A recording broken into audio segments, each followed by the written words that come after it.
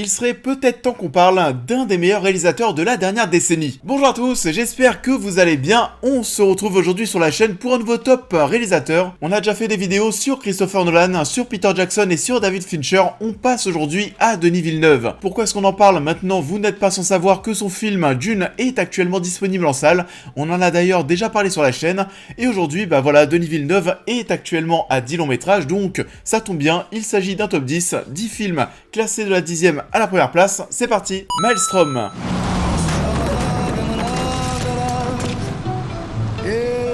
Alors Maelstrom, sorti en 2000, c'est le second long métrage de Denis Villeneuve, et autant qu'on se le dise d'entrée, si vous connaissez surtout Denis Villeneuve pour ses derniers gros blockbusters, profitez de mes derniers souffles pour vous raconter une histoire. Donc oui, en gros, on nous raconte l'histoire d'une femme qui va percuter un homme avec sa voiture, elle va rentrer chez elle et va souhaiter par la suite effacer toute trace de son geste. Et c'est pas forcément ultra intéressant en vrai, c'est très bizarre aussi visuellement. Ça va être à la fois très normal, entre guillemets, pour revenir parfois sur cet énorme poisson qui parle et qui va bientôt se faire trancher la tête. Ça donne pas forcément de très belles images parfois, faut un certain sens de la dérision pour accepter certaines choses. On ne s'attache pas vraiment au personnage et c'est un projet qui finalement est assez étroit. C'est l'un des tout premiers longs métrages du cinéaste, je le rappelle, on l'excuse. Un 32 août sur Terre. Je trouve pas une bonne raison pour descendre d'ici, Philippe. Faut pas essayer d'en trouver, Simone.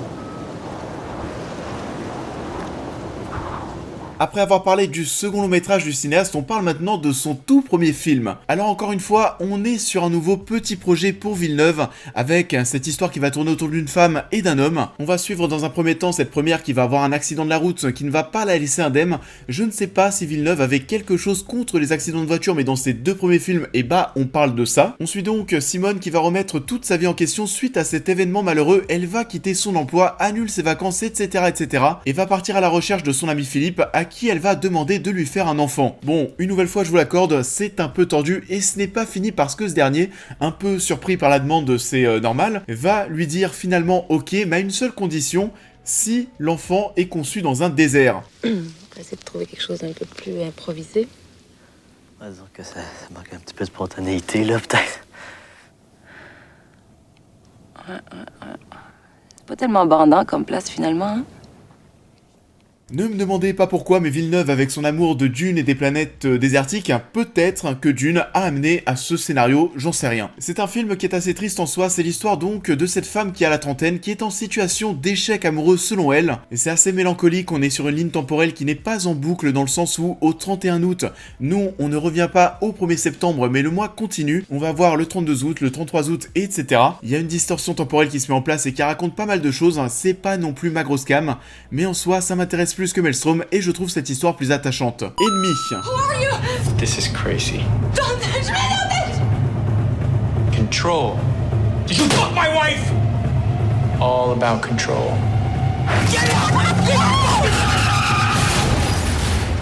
Why'd you do that? On part bien plus loin cette fois-ci, on arrive en 2013 avec Ennemi. On est sur un projet qui est assez audacieux, qui va chercher à nous retourner le cerveau avec ce double Jake Gyllenhaal. On suit Adam qui va découvrir un beau jour son sosie parfait et qui va être tout naturellement perturbé. That this is a pattern. He had the same voice. He looks exactly like you. That repeats itself.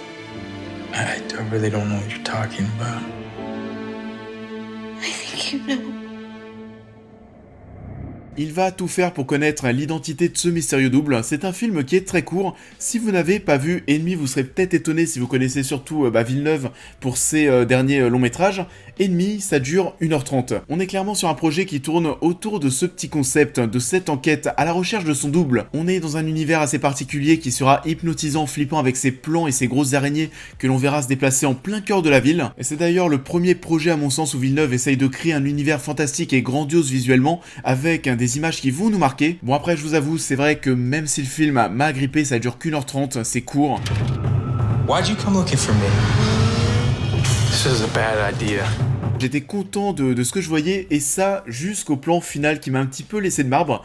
Quand j'ai vu la toute dernière image d'Ennemi, j'ai juste fait mais What? J'ai passé des heures ensuite, mais comme beaucoup d'entre vous je l'imagine, sur des sites de théories, de révélations, etc. C'est malheureusement le film de Denis Villeneuve le moins impactant de sa filmographie sur les 10 dernières années. Polytechnique.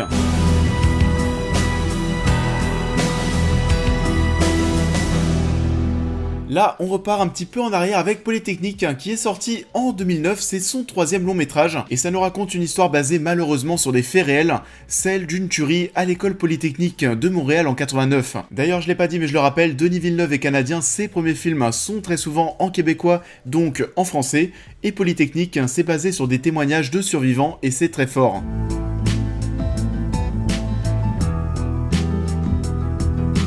C'est un hommage aux victimes et aux familles, c'est saisissant, bluffant de réalisme, c'est à couper le souffle. Le noir et blanc renforce encore plus le côté angoissant du film, on finit hanté par ses cris, par ses coups de feu. C'est un cauchemar que l'on ressent vraiment en tant que spectateur. Et c'était aussi, ça souligne, un très bon retour de Villeneuve à la réalisation. On est en 2009 à ce moment-là, son dernier film, et bah c'était Maelstrom en 2009, longues années entre les deux projets. Sicario. You're not American. What do you work for now? Well, I go where I'm sent.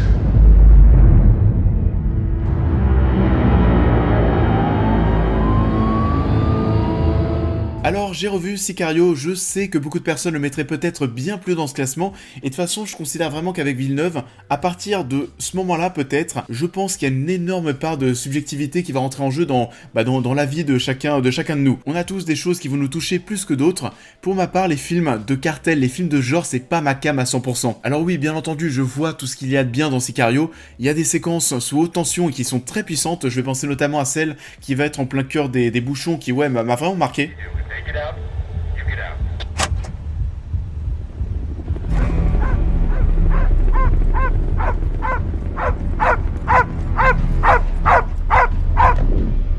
Il y a un super casting, c'était la période où je découvrais Emily Blunt après Edge of Tomorrow que j'adore aujourd'hui. Il y a aussi Daniel Kaluuya qui est dans le film, j'avais mais pour le coup totalement zappé. Et puis voilà, il y a aussi des rebondissements, des dilemmes, des surprises, quelques plans à la Denis Villeneuve très épurés qui ont de la gueule. Et bon à la limite, ouais, on peut se rendre compte à quel point le taf a quand même été bien fait quand on voit sa suite, dont on avait parlé d'ailleurs sur la chaîne à l'époque. Ce Sicario 2, c'est vrai que je l'attendais pas forcément pour ne pas dire pas du tout, je vous le disais en termes d'univers c'est pas forcément ma came. Mais bon, si vous retirez du premier film Denis Villeneuve pour mettre un mec qui n'avait pas forcément fait grand chose à la place, bah autant vous dire que le résultat était encore un petit peu plus compliqué pour moi. Incendies.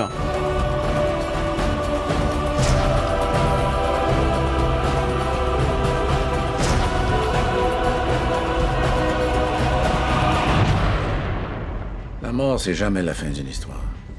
Incendies, c'est un petit peu comme Sicario en fait, c'est ce que je vous disais, c'est pour ça que je vous parlais de grosse subjectivité, c'est un univers qui n'est pas forcément ma came, tout ce qui va être guerre chrétienne, musulmane, le Moyen-Orient, etc., etc. Et ces genres de conflits, c'est pas forcément des choses dans lesquelles je prends du plaisir à m'immerger. On est cette fois-ci dans un monde qui reste fictif, même si inspiré de notre monde réel, mais Incendies, ce n'est pas que ça, c'est surtout un choc. Un choc venant de certaines scènes qui seront vraiment à couper le souffle, je vais penser notamment à la scène du bus et de son issue qui sera brutale et sans pitié. Tu n'es pas la bienvenue ici.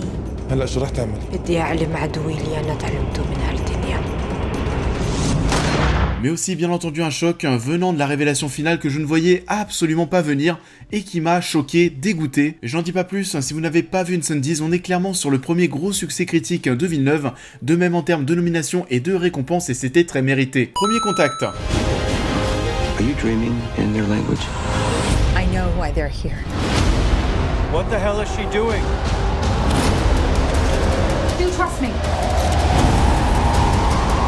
Bon, celui-ci, j'en suis sûr, beaucoup le mettraient bien plus haut dans ce top, voire tout en haut. Et je peux clairement vous comprendre parce que Premier Contact, c'est une des propositions de science-fiction les plus osées, les plus fortes et les plus folles qu'on a eues ces dernières années. Alors oui, on est sur quelque chose de très calme qui n'est pas grand public, c'est une histoire qui parle de communication avec l'étranger, et une nouvelle fois, c'est hypnotisant et très froid. Mais peut-être que c'est subjectif. Premier Contact, c'est peut-être parmi tous les gros films de Villeneuve qui sont sortis dernièrement, celui qui me laisse le plus de marbre de par son rythme, de par sa froideur. Banks, I'm Colonel G.T. Weber. You're on the top of everyone's list when it comes to translations. I have something I need you to translate for me. On a malgré ça une photographie qui est à tomber par terre, j'en parlais encore dernièrement sur Twitter et Instagram, c'est certainement son premier film en termes de cinématographie, de photographie, on a quelque chose qui va nous marquer à vie. Donc ouais, premier contact, bien évidemment que c'est excellent, le duo d'acteurs est fabuleux. Maintenant, j'avoue que ça me laisse un petit peu plus de marbre face à d'autres projets dont on va parler juste après. Blade Runner 2049. The key to the future is finally unearthed. Bring it to me. Alors, je me suis surpris moi-même pour tout vous dire parce que quand j'ai lancé ce projet pour faire cette vidéo, ce top 10 des films de Denis Villeneuve, pour moi, il n'y avait pas d'autre issue. En première place, ça allait être Blade Runner. Pour moi, c'était sûr que ça allait être ça, tant la claque que j'avais prise au cinéma était immense.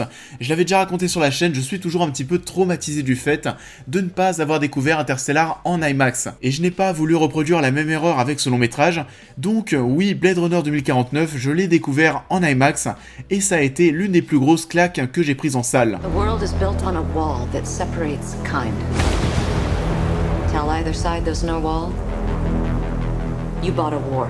Et je pense encore aujourd'hui que ce film est ma plus grosse claque visuelle au cinéma, j'en suis persuadé, il y a tellement de plans qui sont sublimes, c'est affolant. La photographie de Roger Deakins est extraordinaire, c'est une expérience inoubliable d'avoir vu ce film, de l'avoir découvert en IMAX. Mais 4 ans plus tard, j'ai récupéré donc le Blu-ray 4K de Blade Runner 2049 et j'avoue qu'il n'y avait plus cet effet en fait curiosité, cet effet découverte. Je me suis un petit peu plus ennuyé devant ce second visionnage. Le rythme est très lent. Et j'ai été quand même bien moins emballé au niveau du rythme, c'est hypnotisant mais pas forcément pour les bonnes choses.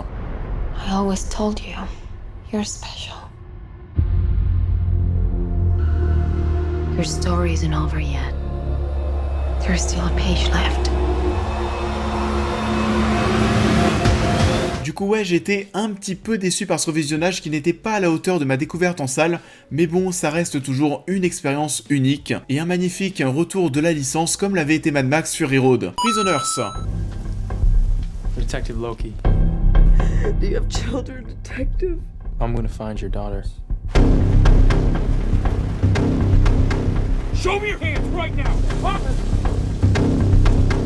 Prisoners, je trouve qu'on n'en parle plus assez, mais qu'est-ce que c'était bien. C'est le premier film américain de Villeneuve, et du coup ça a été un coup de maître d'entrée, le casting était superbe, on avait de la tension, du mystère, des scènes de torture qui étaient très choquantes. On est littéralement scotché à notre siège, on a hâte de découvrir le dénouement final dont on ressent la détresse des personnages. Where are sisters? I can't find them. Anna?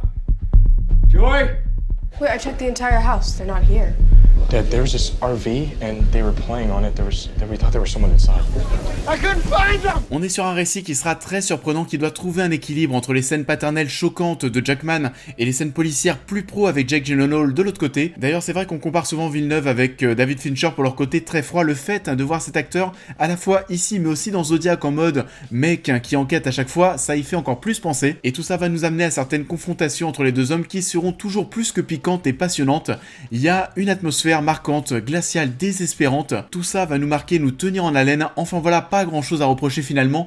Peut-être la révélation finale qui, à mon sens, arrive un petit peu trop facilement. J'en dis pas plus pour ceux qui n'ont pas vu le film, mais je parle du moment où Hugh Jackman comprend qui est derrière tout ça. Je trouve encore une fois que ça arrive de manière un petit peu simple. Et à la première position, Dune. Only together can we stand a chance.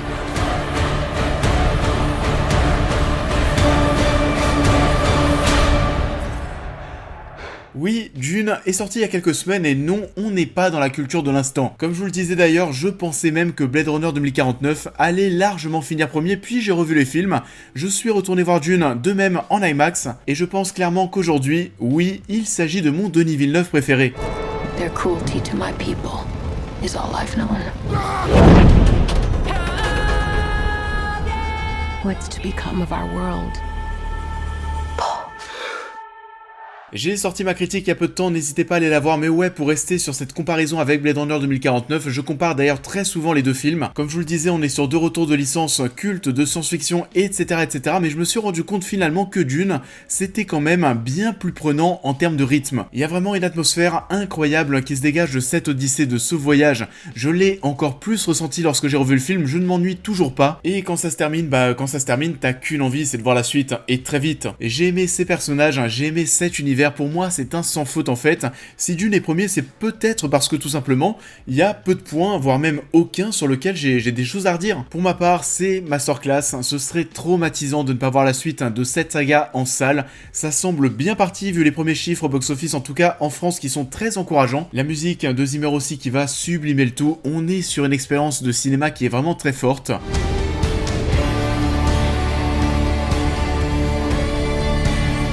C'est assurément l'un de ses tout meilleurs films, c'est mon préféré, celui qui me transporte le plus, et j'attends désormais de savoir quel est le vôtre.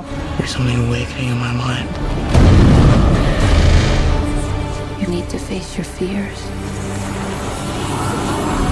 Ça en est tout pour cette vidéo, j'espère qu'elle vous aura plu. Comme d'habitude, je vous invite à la liker, à la partager, à me dire en commentaire quel est votre top des films de Denis Villeneuve, à vous abonner, à me suivre sur tous les réseaux, à devenir membre soutien si vous souhaitez me soutenir, et du coup, vous pouvez aussi retrouver sur la chaîne, si vous aimez bien ces petites vidéos top 10 réalisateurs, vous avez aussi, je le rappelle, les tops de Christopher Nolan, de David Fincher et de Peter Jackson. On en fera d'autres, vous l'imaginez bien, sur d'autres réalisateurs lorsque le temps le permettra et lorsque le temps viendra.